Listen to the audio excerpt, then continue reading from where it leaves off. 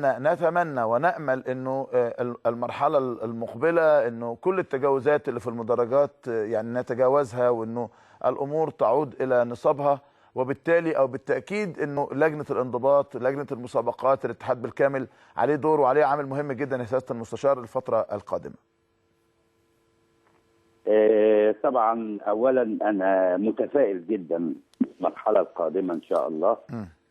وإن شاء الله يعني تعود الكرة إلى كل ما نتمناه وما نصبو إليه، وتعود الروح الرياضية في الملاعب كما كانت زمان، لأن كانت الكرة هي إحدى بسمات الشعب. نعم. وبذكرك ب 2006 وأنت كنت نائب رئيس الاتحاد. نعم. فإن شاء الله هناك تنسيق كامل الآن بين لجنة الانضباط ولجنة المسابقات ومجلس إدارة الاتحاد. نعم. احنا هذا التنسيق يجعل ان احنا نتصدى لأي خروج عن الروح الرياضية، ولا أي خروج عن الهتافات وغيره والتصرفات التي لا تليق بالرياضة. نعم. ونعود إلى ما كانت عليه زمان. وفاكر يا كابتن أحمد لما كان الناس كانوا يقول له خلي روحك رياضيه يا اخي. صحيح. فان شاء الله تعود الامور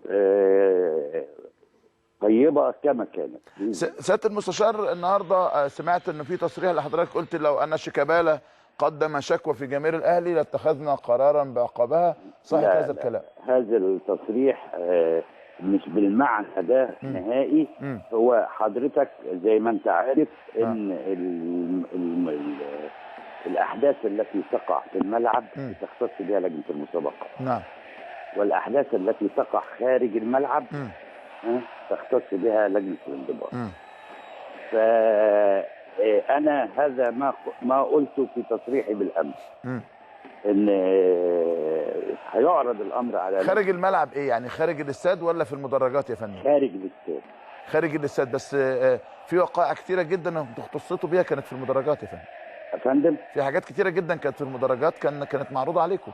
هي تقدر تقول حاجه واحده اللي احيلت لنا من لجنه المسابقات. وما دام احنا كلنا بنعمل في ظل الاتحاد المصري لكرة القدم، فما دام لجنة المسابقات بعتت لنا الواقعة بتاعة استاد اسكندرية، فاكرها طبعا. نعم طبعا. فكان يجب فتصدينا لها، واحنا كلنا بنعمل في منظومة واحدة. إذا لجنة المسابقات رأت إنها تحيل للجنة الانضباط فبنتصدى. ما اقدرش ارجع حاله ثانيه اقول له لا ده كان جوه الملعب. نعم. احنا كنا بنعمل في منظومه واحده. لكن حضرتك ما قلتش ان انت هتعاقب جماهير. لا ما قلتش. انا ما قلتش اعاقب مين.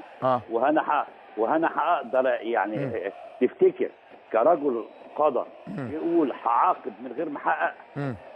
مش ممكن. حتى لو انا تصديت ان يطلع الكلام ده ما حصلش يبقى هعاقب مين؟ كده ولا ايه يا كابتن؟ نعم. اذا الامور كما هي هادئه، لا توجد مشاكل، لا توجد ازمات. بس انا نفسي والله يا سياده المستشار في لائحه واضحه بقى، يعني عايز ان شاء الله لائحه واضحه بقى، يعني يبقى كل واحد عارف. كنت على اتصال بالكابتن سمير زاهر النهارده واتفقنا على ان احنا هنحط بعض النقاط في نصابها. وهناك لقاء قريب هيجمعنا مع لجنه المسابقات. نعم. اذا كان هناك بعض اللبس في بعض المواد هنصلحه. واحنا كاعلام على اتم الاستعداد لاي مسانده، اي مساعده مطلوبه مننا. انا بحييك. نعم. وبحيي جهودك السابقه والحاليه، وبقول لك ربنا يوفقك. اشكرك يا سياده المستشار. الى ان نلتقي ان شاء الله. سياده المستشار عادل الشراجي، رئيس لجنه الانضباط، نائب رئيس محكمه النقد، اشكرك.